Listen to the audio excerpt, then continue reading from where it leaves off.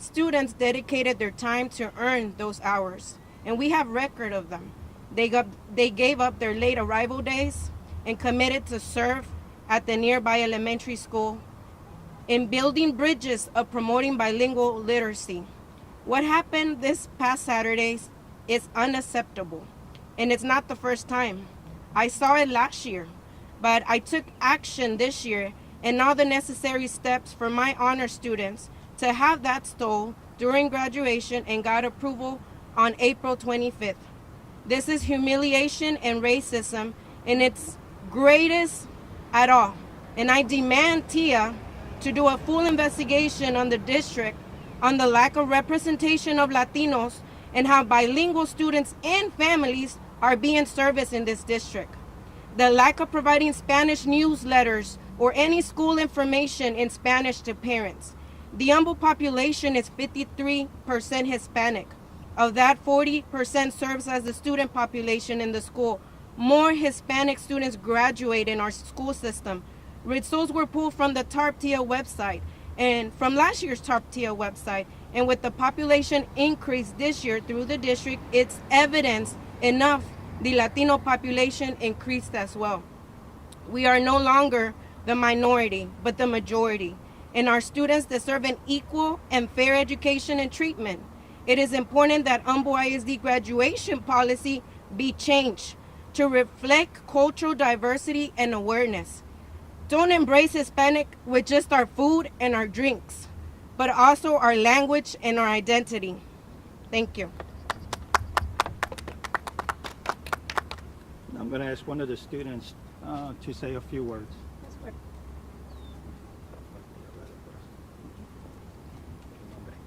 My name is Genesis Hernandez. I am a secretary for this club of Spanish National Honor Society.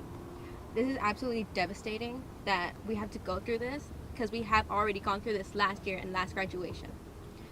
I am speaking on all the students and by saying that this should be stopped because I'm the class of 2025 and same are they, and we don't want that. We want to wear our stuff. We're proud of where we come from, and we work really hard on embracing our culture and working hard on our education. And education should be for everyone and not just for certain people. So speaking on that, I think we should all be proud of it. Like, if a certain group of people can wear something, why can't we?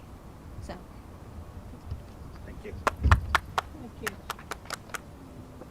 All right, I'm going to have one of our LULAC members, our chaplain, say a few words in Spanish. Maria Lira, could you please come forward? Mi nombre es María Lira y yo soy parte de LULAC, pero también soy activista comunitaria por más de 30 años. Y no es algo nuevo de ver este tipo de retorías que pasan con los hispanos. Acabamos de oír un estudiante que humillante es para ellos después de prepararse para su graduación, que humillante es tener que pasar por este tipo de actos discriminatorios. Yo lucho por los derechos humanos y uno de los derechos humanos que tenemos es el derecho de identidad. Yo creo que ya debe el Estado, el gobierno y la ciudad deben de entender que el hispano es la mayoría y que tenemos el derecho que ellos mismos nos dieron cuando crearon los derechos humanos en el Congreso. Tenemos el derecho de ser quien somos, el derecho de identidad. Podrán quitarnos el lenguaje, podrán quitarnos el derecho de tener posiciones altas en todos los niveles, pero una de las cosas que no nos pueden quitar, porque sería contradictorio para ellos mismos, es el derecho de la identidad. Nosotros somos hispanos, nosotros somos latinos, como nos quieran llamar. Nosotros nacemos con nuestra propia cultura. Y si ustedes nos quieren quitar nuestra cultura, es quitarnos el derecho de la vida, que también es otro derecho. El derecho de la vida no nada más es el aborto o matar. El derecho de la vida también es quitarte el derecho de crecer con todas tus potencialidades que Dios te ha dado. Estos muchachos acaban de experimentar esa discriminación.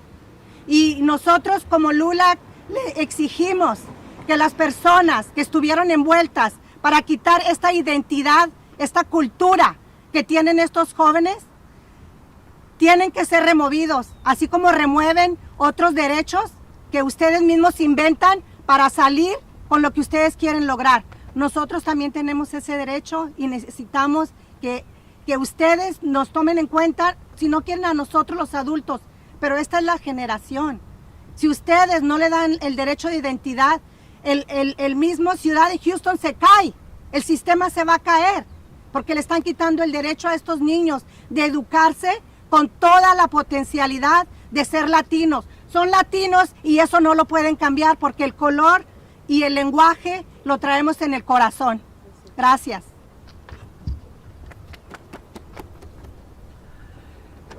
Just a couple of words and then we'll open it up for questions. You know, these past few days we celebrated Memorial Day. We honor those who did not come back from defending this country. And one of the themes was that they died in sacrifice for the freedoms that we have in this country. And I said, how do you define freedom? How do you touch freedom? What does freedom mean with actions? What freedom means, the right to assemble. Freedom means the right to free speech. Freedom means the right of expression, or the right of cultural expression. These people died. My grandfather, my brother, uncles, and all of us who died for this country and wars to protect these freedoms, that's what we honor. And that is why we should be here. And that is why we rise up and cannot be silent anymore, because they are the future. Whether you like it or not, they're the majority. They are the ones who building America, designing America, creating America, and working in America. Come on. Treat them with love and respect. Yes. Treat them with dignity. Yes. And always honor those who died for this country. And not let their death be in vain. Because we're going to stand for them and for this country and for freedom, and to make sure that this generation does not go through this type of embarrassing, discriminatory act again in the state of Texas. Thank you, and God bless all of you. Really quickly, Yes, ma'am. by seeing, when you saw the video and when they were taking away the sarapes from the kids, and it feels like do you feel like they were just targeting the Latinos or the ones that were wearing the sarapes? Yes. Yes, throughout graduation, and there's the other staff members here that they can agree with me. No other stoles were removed. We had the African Americans wearing those stoles. We also had other clubs like a medical club and society. We had also a Puerto Rican student wear her flag. But why only the sarapes were being removed after they were approved? That just shows the discriminatory that there is in the administration, and that needs to change.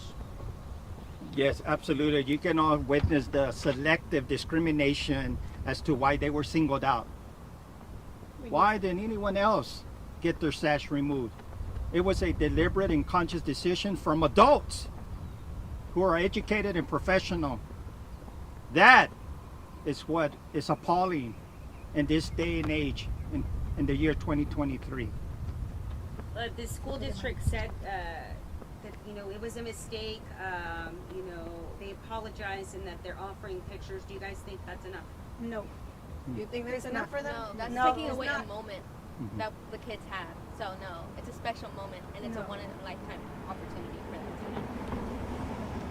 And LULAC, do you guys feel the same? Oh no, absolutely we don't not. allow You cannot turn back the clock. You cannot erase that moment. You cannot bring all the family members back to that celebration, to that moment of being proud of their loved ones walking across the stage. You cannot bring back that feeling, that sentiment. No amount of money, no amount of retake, nothing would ever replace that moment in history on the day it happened. Anything that the school can do that can make it better? Yes, absolutely. They can pass a district-wide policy. In fact, I'm talking to state legislators to make sure they codify that they respect all sashes that have been approved by the campus principal. That has to be codified in our secondary school guidelines that comes from the state down to the district level, and then the district level needs to adopt its own policy and to ensure that this doesn't happen again. And they can pass, of course, we need folks on the school board that are sensitive and represent this community by having that affinity and understanding the importance of what this is. Not to say that others cannot, but these folks make sure it's a priority, and those folks will approve and pass that policies to codify and to protect these types of emblems from here on out to the future. So just to be clear, you know, the school district again says it was a miscommunication. Do you believe it was miscommunication? Oh, absolutely not. No. It was clear that the principal knew. It was clear as someone that's been on the stage many times at graduation. I know the logistic as to what's happening. I know who's the next student that's walking. I know who's wearing the sash. I know who are the club sponsors. I know exactly. As a principal, you should know exactly who met the requirements for graduation. You should know their names. You should know what club they belong to, who are their sponsors, and therefore it's inexcusable to say that it was miscommunication. I believe they have emails stating that it was approved and that the principal was fully aware. Unless there's some sort of crazy incident that happens, but they are aware that as that person's coming across the stage, they have a sash or was taken off, and you just make sure that happens, and that if you're a strong leader with a high level of alertness, so there's no excuse for that. One other thing that I think the teacher had mentioned prior, she said that before she actually came to this school, there really wasn't anybody who was going to write those letters in Spanish, send those emails to parents in Spanish, notices in Spanish, and I feel like as a parent, if you're sending your child to the school, you know, you want to be able to communicate with the school, even though, you know, there's this barrier. The school should provide in various languages. What have a parent? ¿Le puede decir su experiencia como papá las veces que ha venido a la escuela y pide hablar con alguien en español? He venido a la escuela porque mi hijo estudia aquí y no hay nadie que hable español enfrente. Se nos dificulta porque no todos hablamos inglés, entonces ya no tenemos la misma comunicación con los maestros referente a nuestros hijos porque casi nadie habla español. Entonces sí es un problema también eso, que no tienen personal que en la escuela que hable español. Es difícil para usted porque usted viene aquí a la escuela porque está interesada en la educación de sus hijos, ¿no? Quiere estar involucrada. Sí. Y al no tener esa comunicación con los maestros sí me es difícil. ¿A usted le mandan notificaciones en español? En inglés. En inglés. ¿Y cómo se siente usted? Pues batallo porque las tengo que traducir y estar traduciendo toda la información que me mandan en inglés al español sí se me es difícil. ¿Qué quisiera que la escuela hiciera para más que nada poder ayudar a esas familias como usted? Porque son muchas familias que son parte de este distrito que a lo mejor se encuentran en la misma situación que usted. Que nos mandaran también la información en inglés, en español, perdón, para poder estar más en comunicación y estar más al pendiente de lo que está pasando en la escuela con nuestros hijos y la educación. As LULAC, hearing that, is that frustrating to hear that these parents can't even communicate with their schools? Yeah, this is something that I've been fighting for many years, and LULAC, and we can all agree that the lack of representation is key on school boards, because school boards elect and Latino superintendents. There's, I believe, 2 in the whole 20 district surrounding areas.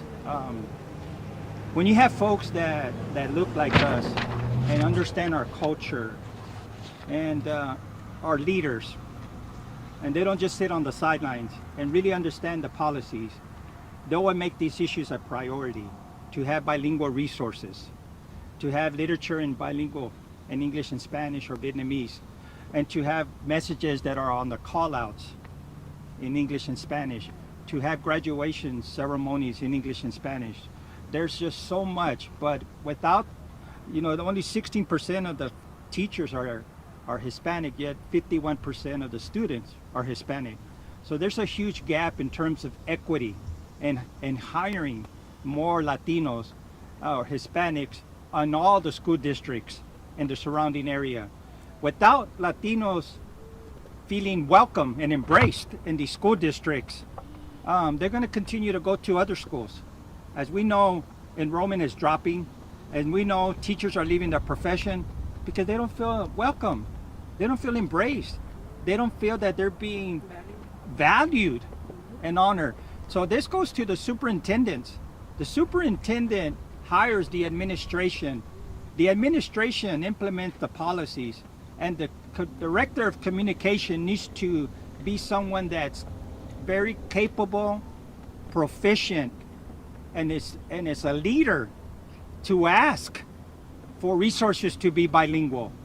It has to come from that media communications director of each district.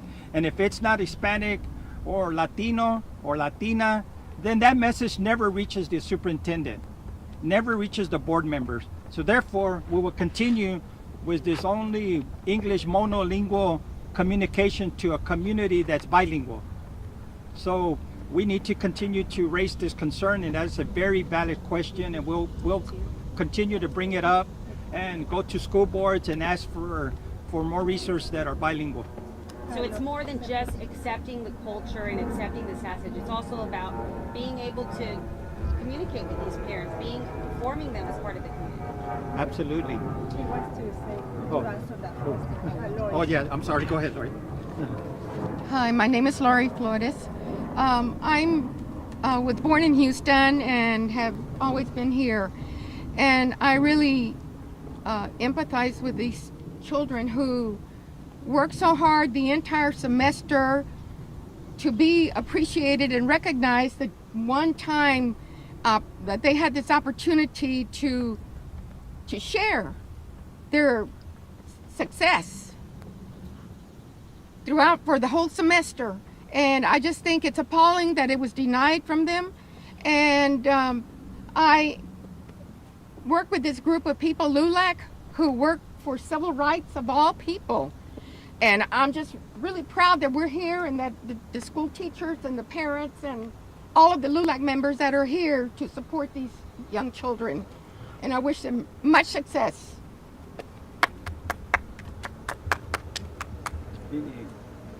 Any more comments? Anybody want to say anything? No? Any more questions? No? Well, thank you. That concludes our press conference. Thank you for being here, and thank you for being here. Wish we had more media. I don't know if we're Spanish language media. Perhaps that's an area that we need to work on also.